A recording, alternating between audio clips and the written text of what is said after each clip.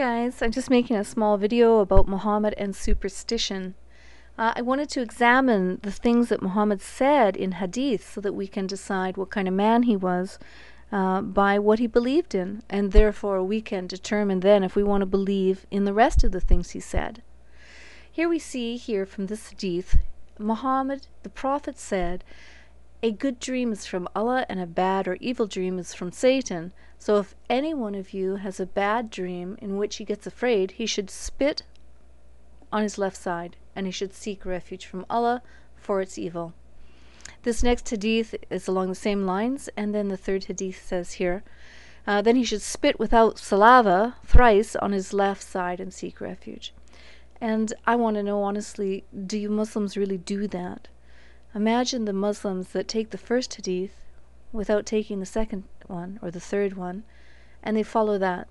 Does that mean that the floor in your bedroom is covered with dried spit, or what?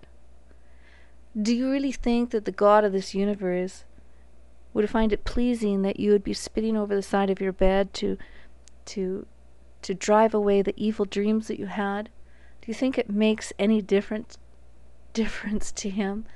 You know, it's hard to believe such a thing that Muslims might do, and yet I've spoke to Muslims and found that many of them do this thing. It's beyond me. Let's look at some more. Here we have a hadith where it says that Muhammad taught that when Muslims wake up from their sleep, they're to snort water up their nose and wash out Satan, as Satan sleeps in your nose. It's funny when I have told different Muslims about this that they deny it. They've never read this hadith. They don't know anything about it.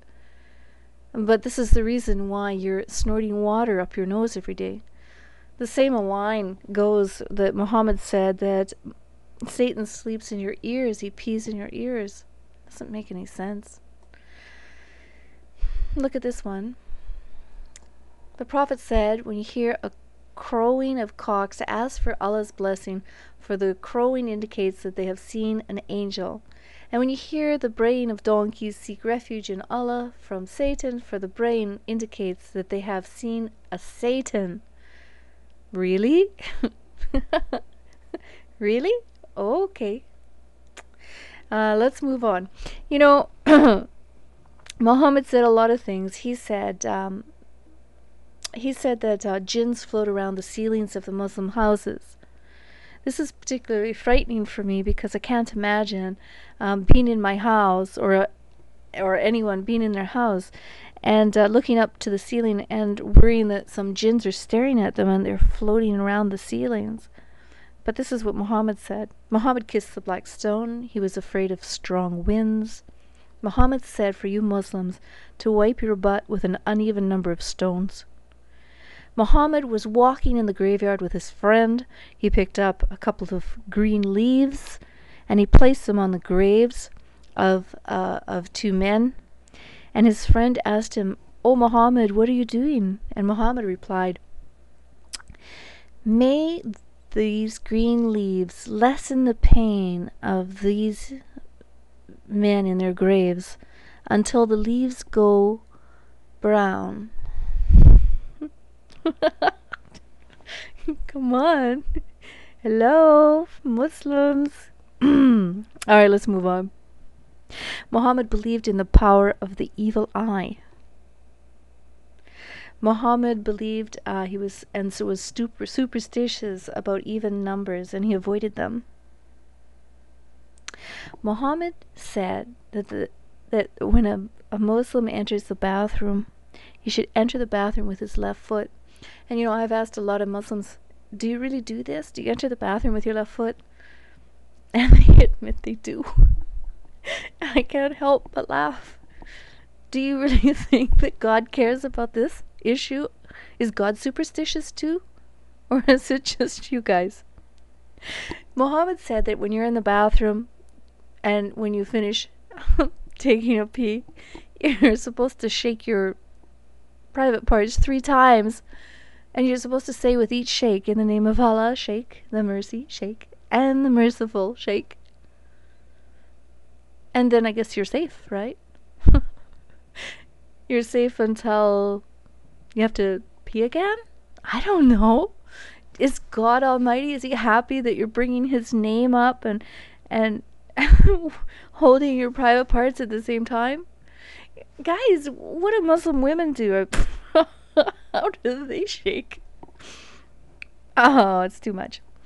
Muhammad said that you're to eat a date every day to keep evil spirits away. And Muhammad was afraid of knots.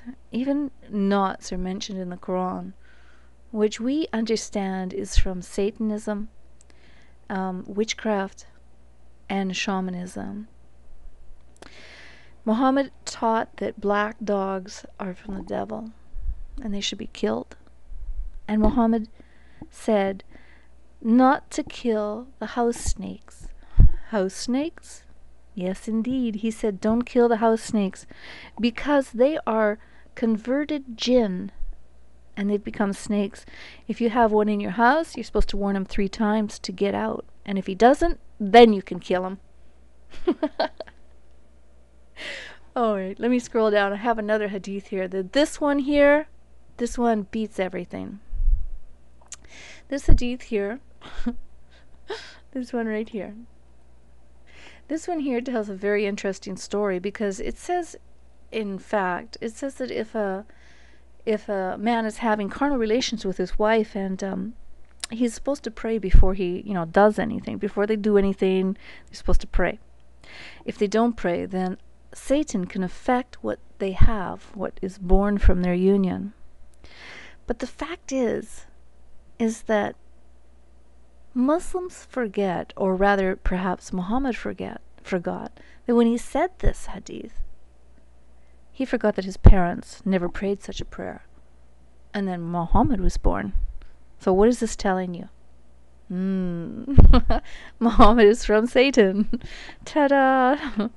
Anyway, hadiths are amazing, and I'm very thankful that we have these hadiths that we can actually learn who Muhammad is, what he said and did and stood for, and then we can decide what type of man he was, whether we can trust him, and quite frankly, guys, anybody that said all of the stuff like this, I would just keep away from with a 10-foot pole. How you Muslims follow this, or maybe you're not aware of these hadiths and his superstitions, I don't know. But there's a lot more superstitions we haven't even talked about. But at least it brings a little clarity about what this man was about, the things he believed in and stood for, and he told his followers to do.